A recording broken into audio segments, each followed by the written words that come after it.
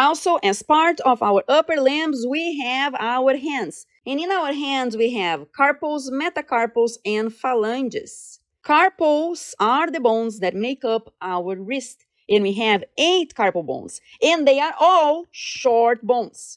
When we look at the metacarpals, we have 5 of them, and they are the bones that make up the palms of our hands. And metacarpals are long bones, as well as the phalanges.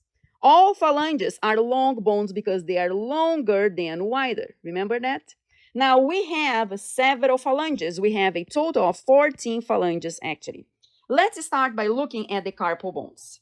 We have 2 rows of carpal bones making up our wrist, and I strongly advise you to remember them in order by using a mnemonic. The mnemonic I like is some lovers try positions that they can't handle.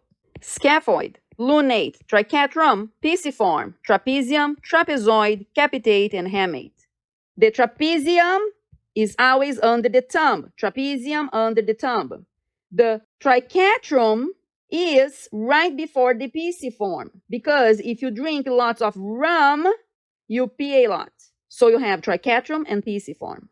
The capitate is right underneath your middle finger, because if you stick your middle finger up, I will decapitate you, and you are set. These are the order of the carpal bones when we look in the anterior view. If you follow the same order, you can see here in the posterior view, but then you need to start from right to left. So you have scaphoid, lunate, triquetrum, pisiform cannot be seen very well in the posterior view. You have trapezium, always under the thumb. Then you have trapezoid, capitate, underneath the middle finger, and hamate.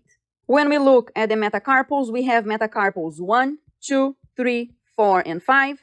And we always start counting in the thumb. So metacarpal 1 is always found in the thumb side, and metacarpal 5 is always found in the pinky side.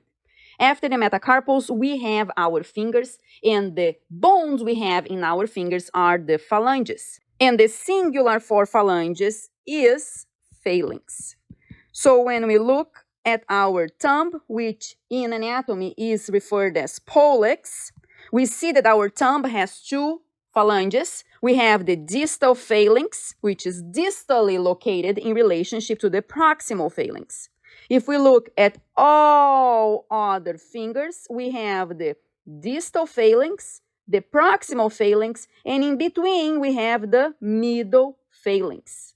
Do you need to memorize that your thumb just has 2 phalanges, the distal and proximal, and all other fingers have distal, middle, and proximal phalanges? No, you do not need to memorize, because you look at your hand and you see that your thumb folds once and all your other fingers fold 2 times. And if they fold 2 times, it's because you have a joint between the distal and middle phalanx and another joint between the middle phalanx and the proximal phalanx. So obviously, in the index, middle, ring finger, and little finger, you have 3 phalanges. And your thumb only has 2, the distal and proximal phalanges.